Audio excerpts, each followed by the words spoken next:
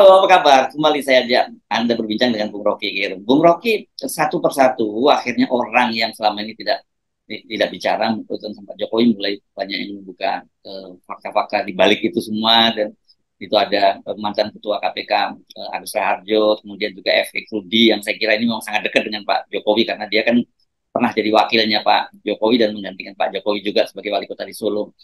Um, yang mungkin sebenarnya kita nggak terlalu kaget juga, tapi fakta ini menarik kalau kita ungkap dan kemudian kita bertanya mengapa kemudian orang sekarang mulai buka satu persatu. Misalnya Pak Agus Raharjo dalam wawancara dengan Rosi, dia menyatakan dalam kasus Setia Novanto itu dia sebenarnya pernah dipanggil sendirian ke istana oleh oleh Pak Jokowi dan diperintahkan untuk menghentikan kasus Setia Novanto. Itu dengan marah kata dia begitu, dan tetapi pada waktu itu Agus Raharjo berlindung bahwa di KPK itu ada undang-undang, tidak ada SP3, undang-undang yang lama ya, Bung Rocky, tidak bisa dihentikan penyidikan.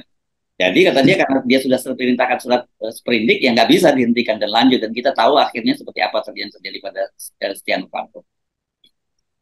Kita bayangkan Pak Agus itu memilih momentum dan dia tahu bahwa nggak mungkin kalau dia ucapin itu lalu dia akan ditangkap oleh sebagai penyebar hoax kan. Jadi begitu banyak orang yang menyimpan rahasia istana yang akhirnya mulai membocorkan hal yang judul bukunya namanya Now It Can Be Told. Sekarang bisa gua terangkan akhirnya kan. Jadi ini menunjukkan juga satu genggaman kekuasaan yang makin lama makin busuk dan orang nggak tahan untuk menyimpan buku busuk itu. Jangankan Jokowi itu. Dulu kita baca satu buku tebal tentang satu ordo di dalam gereja Katolik yang menguasai Vatikan, dan di dalamnya itu sebetulnya kebobrokan kekuasaan juga ada di situ. Apa namanya judulnya The Jesuit itu. Jadi saling bongkar di antara mereka yang pernah bermukim di dalam wilayah kerajaan Vatikan yang sebetulnya secara moral itu dia mesti lindungi kesucian tahta suci Vatikan. Tetapi banyak juga pastor atau Romo yang merasa enggak, ini demi keadilan mesti dibuka tuh. Jadi skandal-skandal di dalam kepausan itu dibuka, dan bagi paus mungkin ya biasa aja supaya terlihat bahwa harus ada yang bersih di dalam soal-soal kekuasaan. Itu bayangkan satu etik yang sangat kuat di Vatikan toh bisa dibongkar. Apalagi cuma soal istana bonekanya Jokowi kan. Jadi Jokowi mesti paham bahwa tidak semua yang dia perintahkan untuk disembunyikan itu akan ditaati oleh orang-orang di sekitar dia. Begitu moralitas Jokowi, legitimasinya menurun, dengan sendirinya orang akan bongkar tuh. Sekarang mulai masuk dalam wilayah yang sangat privat itu, tentang politik keluarga Jokowi, bahkan soal kamar tidur mungkin, kamar makan, dapur, atau kitchen politics itu di antara keluarga mereka mulai dibongkar, dan gak ada orang yang merasa takut sekarang untuk mengucapkan itu kan. Jadi itu pertanda bahwa legitimasi Jokowi udah tidak lagi dijaminkan di langit. Itu artinya. Betul, Pak F.X. Rudi bahkan bercerita tentang sangat private sebenarnya antara hubungan Pak Jokowi dengan Bu Iriana ya, yang katanya disebutkan bahwa Ibu Diana itu tidak hadir ketika ibunya Bu Jokowi meninggal dunia, bahkan ke pengajian peringatan ya kan orang Jawa biasanya ada peringatan 7 hari, 40 hari, 1000 hari, Ibu Iriana juga nggak datang gitu. Jadi saya kira saya nggak tahu apa maksudnya Pak F.X. menyampaikan itu, apakah dia ingin menyampaikan betapa Pak Ibu Iriana itu juga memang punya peran yang sangat dominan dalam itu, atau ada apa? Saya nggak paham ini. Kita cuma bisa paham akhirnya kalau seluruh gosip itu diulas oleh majalah Tempo, dan nggak mungkin majalah Tempo berbohong, nah itu kan ada sepanjang investigasi. Kita hanya percaya itu kalau orang-orang dalam yang akhirnya bicara. Itu seperti F.X. Rudi kan nggak mungkin dia ucapkan itu tanpa ada data atau tanpa pengetahuan sebetulnya bahkan pengetahuan metafisik dari orang yang dekat dengan keluarga Jokowi. Jadi bahkan petinggi-petinggi KPK, satu waktu mungkin juga petinggi BPK akan bicara, atau petinggi PPATK akan bicara. Bagaimana Jokowi mungkin kasih sinyal, tapi ya dia berupaya ini, ketua-ketua lembaga ini berupaya untuk menahan. Dan bisa kita lihat bagaimana Musyi Sri Mulyani mungkin satu waktu juga akan bicara bahwa dia sebetulnya berkali-kali dimarahin Jokowi. Kita bisa bayangkan itu sebetulnya kan. Dan itu bukan gitu tuduh ya, kita masih bisa berhipotesa karena ada jejak-jejak seperti orang-orang dekat Jokowi mulai buka suara kan. Demikian juga siapa Pak Soeharto Monoarfa misalnya kan bicara hal yang sama, atau menteri yang sana mungkin Erlangga satu waktu akan bicara. Jadi udah terjadi connecting dots, titik-titik itu mulai terhubung, dan itu yang memulai satu proses yang sering kita sebut the beginning of the end, gitu kan. Jadi ujung-ujungnya adalah keberanian dari orang-orang dalam untuk bongkar apa sebetulnya yang bau busuk di Denmark. Ini istilah Brutus itu, istilah istilah siapa Kingsley ya itu something rotten in Denmark gitu kan. Ya, Di ya. mana para Brutus itu bersembunyi di balik tirai-tirai istana. Iya, atau saya teringat sebuah film dulu dan ada lirik lagunya tuh. I know you did last summer gitu ya. Iya, ya gue tau lah yang lo sembunyiin selama selama musim pemerintah gitu. Iya, iya, iya. Ini bagian-bagian ini yang unik dalam politik, bahwa ketika kekuasaan melemah, maka keretakan itu akan dipercepat. Kan itu dasarnya sama.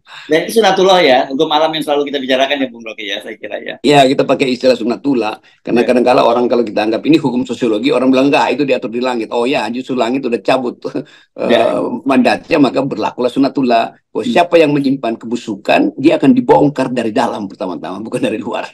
Iya, iya.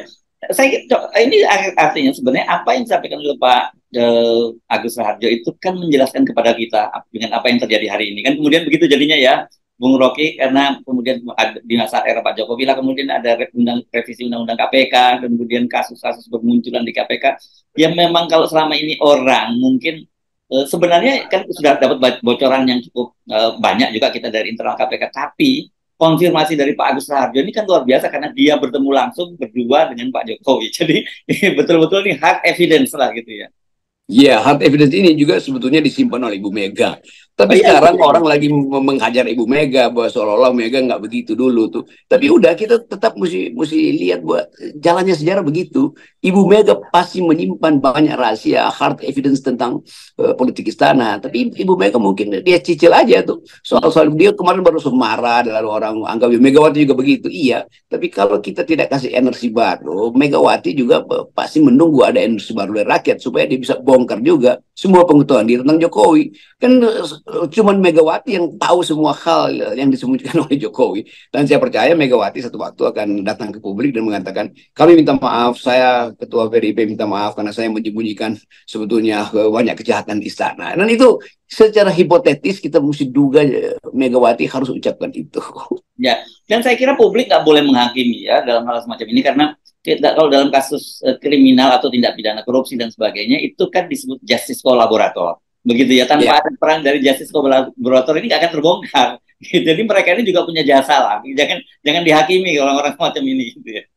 Nah, itu kita cari-cari cara untuk merumuskan profil politik Ibu Mega dalam seminggu ini. Itu baru keluar tuh. Jadi Ibu Mega lagi berperan sebagai justice collaborator. Jadi oke, maafin aja Ibu Mega. Yang penting Ibu Mega bisa membisikkan pada publik apa yang dia tahu di istana. Apa yang dia tahu tentang kejahatan istana dan perencanaan kejahatan yang masih berlangsung hari ini. Ya, ya, ya. Oke. Kalau biasanya kan kayak seperti ini efek domino ya yang akan terjadi ya, Bung Rocky. Kalau satu orang mulai bicara, dua orang mulai bicara, saya kira mungkin kita tinggal nggak perlu terkejut dalam beberapa pekan ke depan ini kita akan banyak sekali mendapat testimoni-testimoni semacam ini dan saya kira ini yang salah satu yang menghantui ketakutan Pak Jokowi sehingga seperti yang Anda sebut selalu seperti orang menunggang macan gitu, nggak berani dia turun gitu. Dia harus terus menunggang macan itu dengan segala risikonya. Ini kita ingat kita lagi cari orang kayak Harmoko yang dalam Oh iya, iya, 20 iya, iya. menit pindah dari Cendana lalu jadi hero di Senayan. Kan Iya. itu sebetulnya yang terjadi. Bayangin bagaimana Harmoko menyimpan seluruh rahasia Cendana dan akhirnya dia mesti bocorin. Walaupun motif Harmoko ya supaya dia nggak ikut tenggelam dengan rejim itu kan. Tapi itu hal yang layak atau lumrah di dalam politik. Mereka yang menyimpan banyak rahasia justru mereka yang terganggu pertama. Jadi pasti kalau Ibu Mega marah karena Ibu Mega menyimpan banyak rahasia, termasuk rahasia PDIP yang pernah berkomplot dengan Jokowi kan itu dasarnya. Jadi ini tahap ketika publik masih kesel ini Mega juga nggak tahu kok Mega juga pelaku kenapa sekarang tiba-tiba soal jadi hero. Ya udahlah itu tadi dengan istilah justice collaborator. Yang penting end resultnya hasil ujungnya itu kita bisa pulihkan demokrasi dan kita bisa hentikan arogansi Pak Jokowi. Iya ya, tapi di luar tadi itu ya, di luar soal-soal itu sekali lagi kita ya, memang ini alam memang sedang bergerak gitu dan arahnya kalau lihat tanda-tandanya memang cukup kuat saya kira dan ini belum terlambat saya kira buat Pak Jokowi gitu juga buat orang seperti Gibran dan juga keluarga Pak Jokowi yang lain juga para pendukungnya untuk ya sudahlah jangan menentang apa yang dari kekuatan alam gitu karena saya kira ketika alam bicara manusia nggak bisa berbuat apa-apa gitu.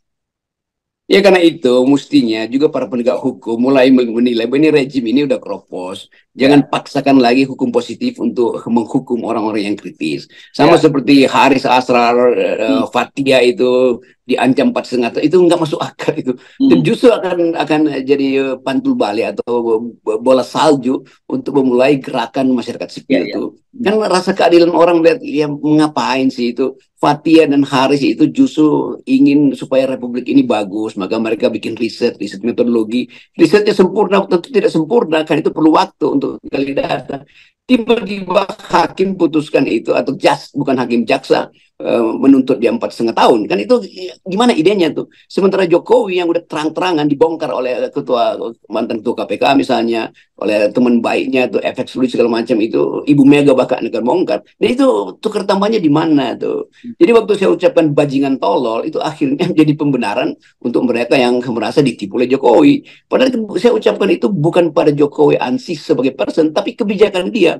Dan banyak kebijakan tolol yang menyebabkan politik itu jadi urusan para bajingan. Kan itu dasarnya itu tuh. Jadi sebetulnya semua hal yang dibicarakan di FNN itu adalah kajian. Nggak ada kemarahan kita pada pribadi-pribadi. Kita ingin selamatkan bangsa ini. Demikian juga yang Ibu Mega ucapkan itu adalah bagian dari pengetahuan Mega yang mestinya kita backup tuh, supaya Mega lebih banyak mengeluarkan pengetahuan dia, yaitu pengetahuan tentang kejahatan Jokowi. Ya, ya. Saya kira ya, di tengah euforia para pendukung Prabowo Gibran yang merasa yakin bahwa akan satu putaran, dan sebenarnya kita tidak melihat itu sebagai sebuah era kekuasaannya Prabowo, tapi era kekuasaan Pak Jokowi yang akan berlanjut. Kita penting mengingatkan bahwa kadang-kadang hal yang kecil aja itu bisa menjadi pemantik. Seperti kita ingat bagaimana Arab Spring itu kan kemudian dipicu oleh seorang dagang di Aljazair, sehingga saya yang kemudian dia apa di apa dagangannya ditertibkan dan dia membakar diri dan kemudian meledak gitu ya, Arab Spring, dan itu merambat ke seluruh kawasan di Arab. Nah, ini tanda-tandanya juga di saat ini kan apa ya, sejarah ini sedang mengalir menemukan muaranya begitu kalau kita lihat di Indonesia ini. Iya, saya kira itu peristiwa di sebuah jalan di mana dia di Nigeria apa di mana itu, Aljazair ya saya kira, di Aljazair itu. Dan itu juga bisa terjadi di Indonesia karena kerapuhan psikologi bangsa ini, di kemiskinan, kemelaratan, dan orang merasa frustasi itu. Tentu soal-soal bahaya laten, social disruption semacam ini itu diketahui oleh Pak Prabowo sebagai orang yang terlatih untuk membaca keadaan kritis. Pasti Prabowo tahu tuh. Jadi itu yang pentingnya kita beri pesan pada Pak Prabowo supaya melihat masalah-masalah ini dari kacamata kenegarawanan, bukan Yes. sekedar satu ambisi satu periode segala macam tuh. Dan semakin disebutkan satu periode itu orang merasa bahwa Satu justru itu ada putaran, Bung Rocky, perencanaan bukan satu kecurangan. periode. Satu putaran. Satu putaran itu Ya, ya. perencanaan kejahatan. Saya kira juga satu periode karena Pak Prabowo berjanji hanya satu Oh periode iya, iya, iya, sebetulnya iya. kalau dia memimpin kan. Jadi kita mau balik pada kemampuan kita untuk merefleksikan bangsa ini ada di dalam bahaya itu, dan porak-porananya bangsa ini tentu tidak bisa kita kita kita tagihkan pada orang lain kecuali pada Pak Jokowi kan. Jadi itu intinya, kita tidak ingin menghalangi proses-proses menuju pemilu yang bersih, tetapi dari awal agak susah membayangkan pemilu yang bersih selama Jokowi masih menghalangi kompetisi bebas, selama Jokowi masih punya ambisi untuk membangun dinasti politik kan. Jadi itu intinya. Jadi saya ingin himbau sebetulnya mereka yang pernah pro Jokowi yang kemudian anti sekarang, yang juga anti yang kemudian pro sekarang. Coba kita naikkan abstraksi berpikir kita, bahwa kita mau selamatkan demokrasi, kita mau selamatkan republik, kita mau selamatkan generasi baru supaya nggak terjebak di dalam money politik. Semua itu yang kita kehendaki gitu. Jadi semua provokasi yang bersifat terlalu arogan itu justru sebetulnya di belakang itu kita duga ini menyimpan perencanaan kebohongan atau ketidakadilan atau macam-macam tuh. Jadi ide-ide besar dari pendiri Republik mestinya kita ucapkan sebagai wacana untuk berdebat hari-hari ini, bukan sekedar soal teknis kami akan menang satu periode, enggak kami akan menang satu periode kan. Nggak Satu ada ide putaran. apa menangnya demi apa gitu. Ya, ya, Kalau ya. Anda menang pun memangnya satu minggu setelah Anda menang Anda nggak akan ditagih oleh lender internasional tentang hutang luar negeri. Ya. Anda akan tidak dipersoalkan masyarakat sipil tentang berkomplotnya Anda dengan kekuasaan misalnya kan. Jadi kita mesti bayangkan soal-soal itu. Jadi saya ingin Pak Prabowo, Ganjar atau Anies juga bicara di dalam dataran padi tatanan etika. Itu aja intinya. Ya, dan kalau kita lihat tondo-tondonya, ya Bung Rocky, tondo-tondonya, history in the making sekarang ini ya. Yes, jadi kita betul-betul. Jadi sejarah sedang menulis hukumnya sendiri dan itu tidak bisa dibatalkan oleh baliho. Oke, baik, terima kasih Bung Rocky. Buat kita tetap 0%. Yes, kembali pada kemasuk akalan 0%.